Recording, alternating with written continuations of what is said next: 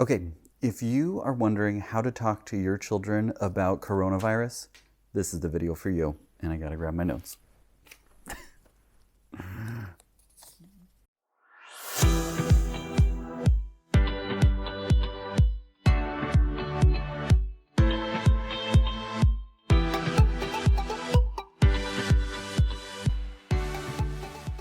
Okay, I'm just sitting on my couch.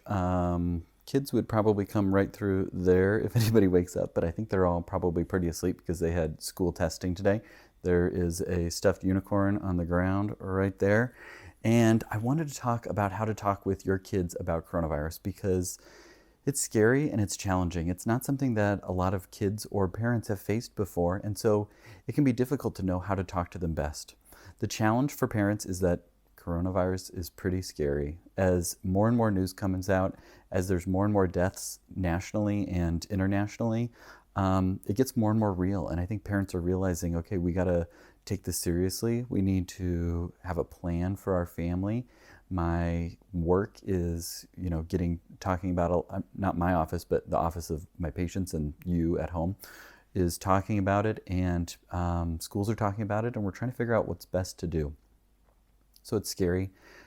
Children are hearing a lot about it at school, and parents are scared too. And so that makes it difficult to engage in a good conversation when everybody's kind of worried about it. So here would be my approach. First, I would find out what they know or what they've heard. And it's okay to bring up the subject. Even if you're not sure if they've heard about it, you can say around the dinner table or during a car ride across town or whatever, hey, have you guys heard about coronavirus? And then they'll say, yes, we heard about it at school, blah, blah, blah, blah, blah, or no, what's that? That just allows you to find out where they're at. And then you can ask what their worries and concerns are if they've heard of it, or if they haven't, it's just a good time to bring it up as something that's going around the country that we're going to keep an eye on and watch out for.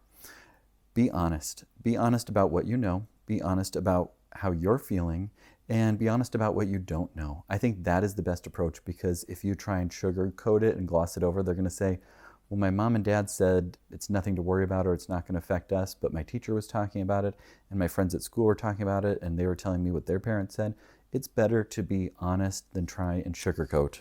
And my notes keep falling. Okay, now they're good. So be honest and engage the dialogue. It's okay to provide age-appropriate information. You don't have to get, my goodness, these notes. These sticky notes. Okay. Whoa, guy. There we go. Okay. Okay, there. You do not have to feel like, okay, I'm just putting my notes down here because they keep falling off. You do not have to have all the answers. You do not have to get into the specifics of how many cases there are and the case mortality rate and the side effects and the profiles on the people that have been affected by it. You don't have to get into those sort of specifics or talk about what countries are now affected. Talk about things that matter to your child. Are we safe? Is everything going to be okay? Are my parents going to be okay? Are my grandparents going to be okay? Those are the things that kids want to know. And it's okay to say, I'm not sure. I think I would try and present it in a positive light, talking about our access to modern healthcare, obviously in words that they understand. That we have really good school systems and community resources that will help protect us and keep us safe and keep us healthy. I think focusing on the positives is important, even when we acknowledge the negatives and the scary parts about it. It's okay to share with your child that you're a little bit worried too. But I think I would pair that with, when I'm worried, here's what I do. Or even though I'm worried, here's what we're going to keep doing like normal. It's important to ask what questions they have, because what you think that they might be worried about may be way off base from what they're actually worried about. So you might go through this whole spiel about talking about, the mortality rate and the fact that it doesn't affect children as often and not as serious, and there's been there's been few deaths in children, but maybe they're not worried about that, or that really hasn't crossed their radar. So if you ask them, they might say, well, what about my birthday party next week? Or what about my soccer game? Or can I still get that new game for Nintendo? Like, those are the things that they might actually be worried about. And then instead of getting into things that they're not worried about and putting new things on their radar, instead you're able to answer their questions or say, I don't know what we're going to do about our trip next month because we're not really sure if it's going to be safe to travel, but we'll let you know. And I promise that I will talk about it again next weekend so that we can know what the plan is. And even if we aren't able to go on our trip, what could we do that would be fun? Oh, you're right. We could go to the zoo. That would be really fun. What else could we do? And just kind of talk through those things with your child so that they know that they're on your radar.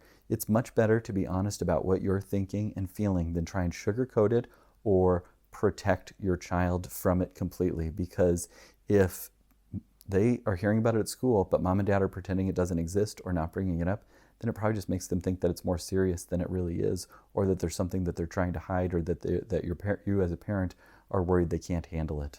Children want to feel secure, they want to feel understood, and if you are able to talk with them in an honest way, answer their questions, ask their questions, and ask how they're feeling, you will give them the reassurance that they need to go about their day. It's likely that after you have this conversation, and you ask, do you have any more questions? And they say, nope, they'll just go back to coloring a picture, run outside to play, play some video games. They're going to move on with their day, even though it felt like a really big thing to you and a really big subject to them. It's all about how you as a parent frame it. And so consider that.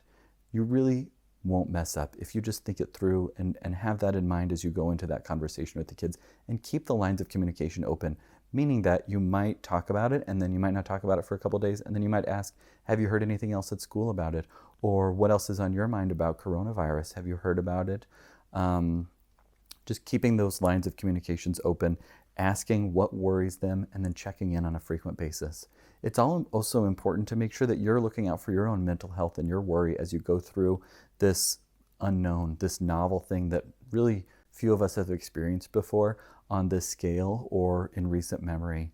And so make sure that you're taking time for yourself, taking time to talk with somebody that you care about that can support you through this.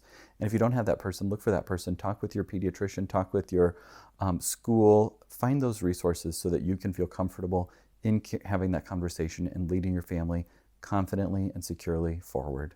I hope this video has been helpful for you. If you would comment below how you've broached the subject, what questions your kids have asked, or how it went, I think that would be so helpful for other parents that are really kind of on the fence or worried about how they're going to present it to their family. So please take a moment, comment below, share. If you're on YouTube, hit the subscribe button so that you don't miss any more episodes. And please keep up the good work. Keep in touch. Take care.